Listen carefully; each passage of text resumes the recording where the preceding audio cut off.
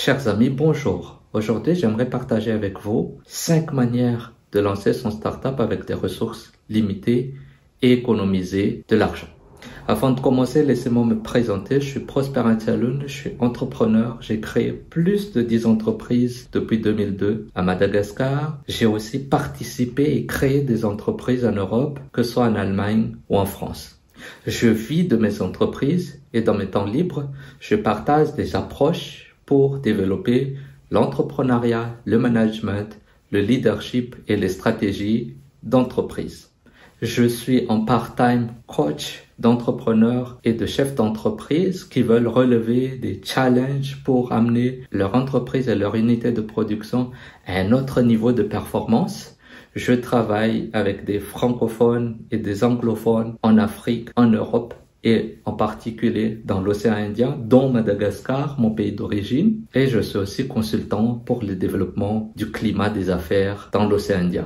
Plusieurs gens pensent toujours qu'il est très difficile de monter une entreprise, qu'il faut avoir des fortunes, qu'il faut avoir un gros prêt, ou qu'il faut avoir des parents ou des proches fortunés ou d'autres appuis. C'est vrai que ça peut faciliter les choses, mais c'est pas nécessairement la seule voie. Je suis issu d'une famille modeste, donc pour payer déjà mes frais de scolarité en tant qu'étudiant, j'étais obligé de travailler et étudier en même temps. Après, j'ai eu la chance d'avoir des bourses pour une partie de mes études. Pour revenir à notre sujet, je vais vous montrer 5 façons, 5 manières de monter une startup avec un minimum de ressources. Pour cette étude de cas, je vais me baser sur mes expériences personnelles, ce que j'ai fait, et il s'agit d'une entreprise de service.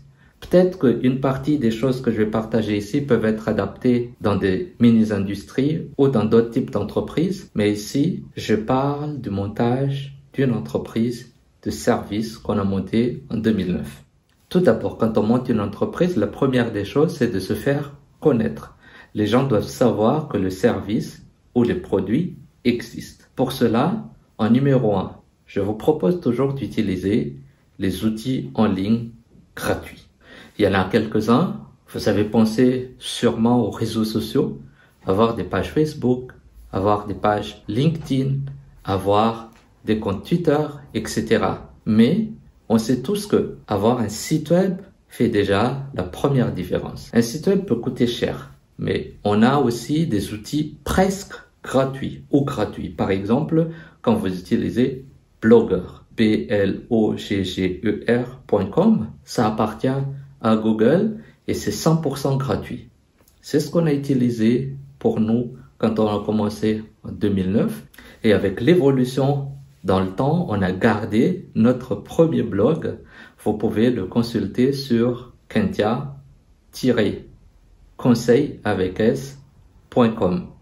Quand vous consultez, vous allez voir. En fait, c'est un blogueur, c'est 100% gratuit, donc l'hébergement est gratuit. Bien évidemment, si vous voulez avoir un nom de domaine propre à vous, vous devez l'acheter. C'est ce qu'on a fait. On achète un nom de domaine à peu près à $10 l'année. Mais nous, au fait, pour faire un peu plus joli, on a acheté un template qui était à peu près aussi à $10. Et ça, c'est $10 pour la vie.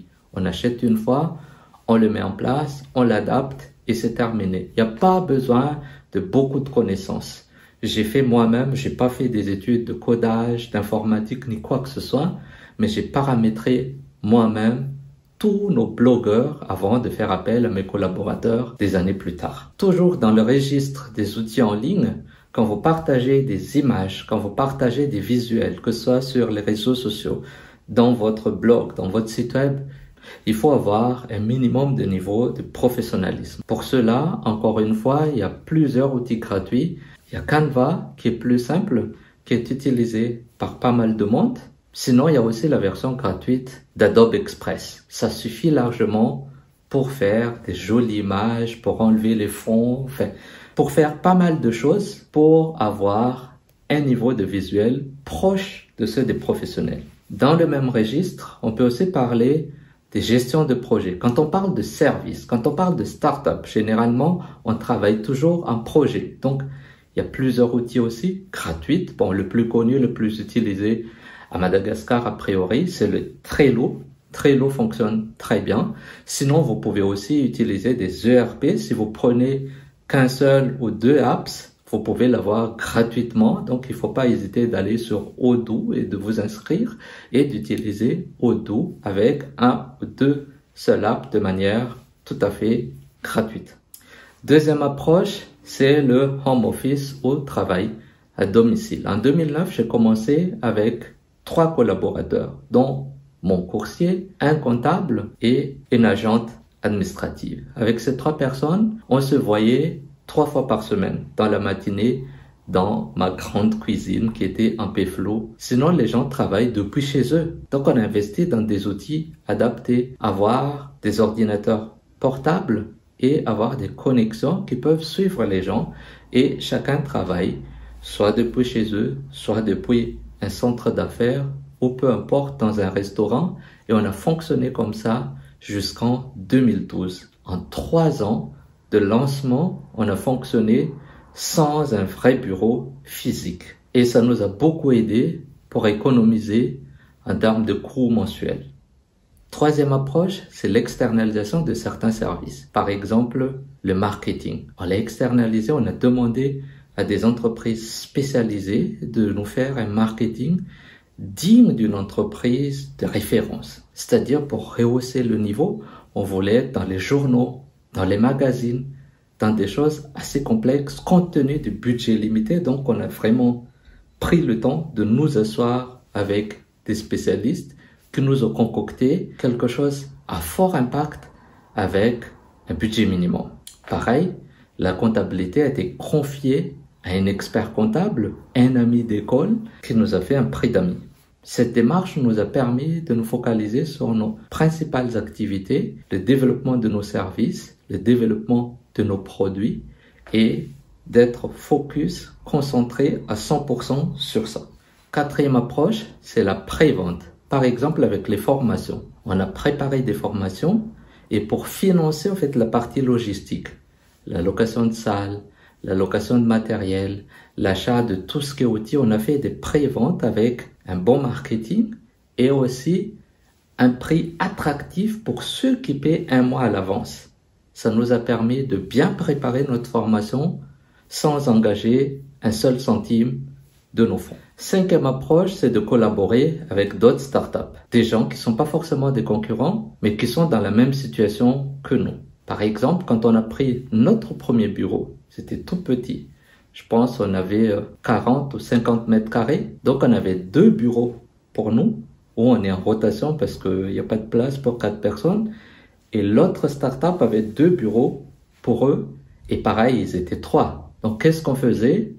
On a partagé le loyer ensemble, on a partagé l'électricité, l'eau, toutes les charges au fait de fonctionnement du bureau. Ça nous a permis d'avoir un bureau de présentation qui est propre avec des en-têtes et tout, mais qui nous coûte la moitié parce qu'on a partagé à 2.